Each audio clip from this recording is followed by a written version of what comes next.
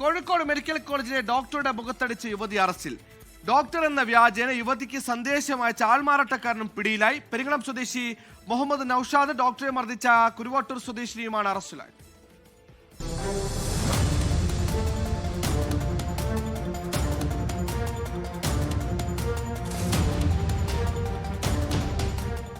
Doctor എന്ന വ്യാജേന ആൾമാറാട്ടം നടത്തിയ കുന്നമംഗലം പെരിങ്ങളം സ്വദേശി മുഹമ്മദ് നൌഷാദ്, ഡോക്ടറെ മർദ്ദിച്ച കുരുവട്ടൂർ സ്വദേശിയായ 39കാരി എന്നിവരെയാണ് പോലീസ് അറസ്റ്റ് ചെയ്തത്.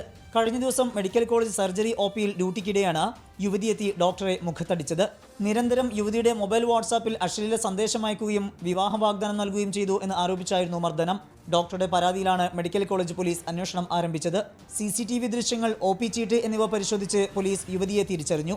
യുവതിയെ ചോദ്യം ചെയ്തതോടെയാണ് ഡോക്ടറുടെ പേരിൽ ആൾമാറാട്ടം നടത്തിയത് നൌഷാദാണ് എന്ന് കണ്ടെത്തിയത്. കഴിഞ്ഞ ഏപ്രിൽ മാസത്തിൽ യുവതി പിതാവിന്റെ ചികിത്സാർത്ഥം മെഡിക്കൽ കോളേജിലെത്തിയിരുന്നു. ഇതേ വാർഡിൽ സുഹൃത്തിന്റെ കൂട്ടിരിപ്പുകാരനായി നൌഷാദും ഉണ്ടായിരുന്നു.